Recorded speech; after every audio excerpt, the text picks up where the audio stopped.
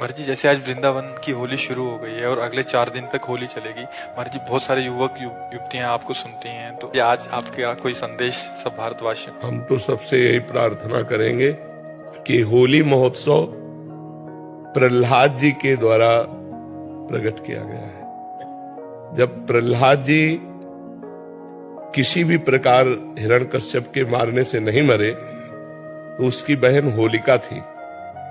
वो हिरण्यकश्यप को उदास देखा, उसने कहा भैया उदास क्यों हो? उनका ये प्रहलाद मर नहीं रहा, उनका आज मर जाएगा। लकड़ी का बहुत सा ढेर लगाया जाए और उसमें लेकर हम प्रहलाद को बैठ जाएंगे, तो हमें अग्नि से वरदान मिला है, एक पट, शीतल पट, जिसको हम मोड़ लेंगे तो हमारा रोम भी नहीं झुलसेगा और प्रहलाद मर जाएगा। बड़ा प्रसन्न हुआ हिरण्यकश्यप। आग लगा दी गई, तो भगवान की कृपा से ऐसी वायु चली कि शीतल पट प्रहलाद जी के ऊपर आ गया और वो जलकर राख हो गए। तो जितने प्रहलाद पक्ष के थे, सुबह वहां जब गए तो देखा प्रहलाद जी बैठे हुए, बड़े आनंदित थे। ढोल मंजीरा कीर्तन से होली की पूजा की और आपस में गुलाल रंग लगाकर खेल रहे, नाम कीर्तन कर रहे, पद गा रहे कि प्रहलाद जी भगवान की भक्ति से बच गए। तो ये उत्सव मनाया जा रहा है। ये लोग जो शराब पीते हैं, गंदे हरकतें करते हैं, एक दूसरे के चेहरे पर कालिक पोतते हैं, नालियों में ये हिरण्यकश्यप पक्ष के हैं। अब वो भी तो उत्सव मनावे, कैसे मनावे? तो वो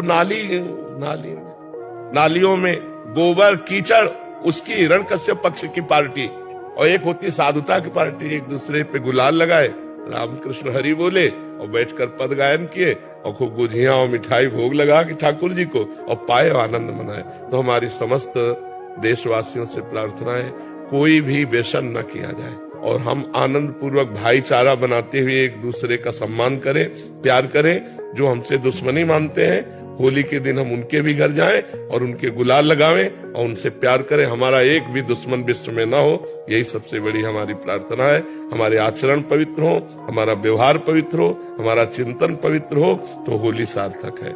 सबसे पहली बात है कि शराब न पिए, जो शराब पीते हैं होली उत्सव में स्वाहा कर दें।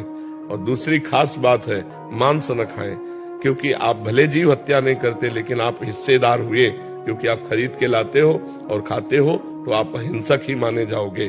तीसरी बात, किसी माता बहन की तरफ गंदी दृष्टि मत देखो, जैसे तुम्हारी बहन ऐसे दूसरे की बहन। तो आप पवित्र ब्रह्मचर्य रहिए और जो अपनी पत्नी है उसी पे अनुराग कीजिए। ये 3 बातें छोड़ने की कोशिश कीजिए: शराब, मांस, व्यभिचार।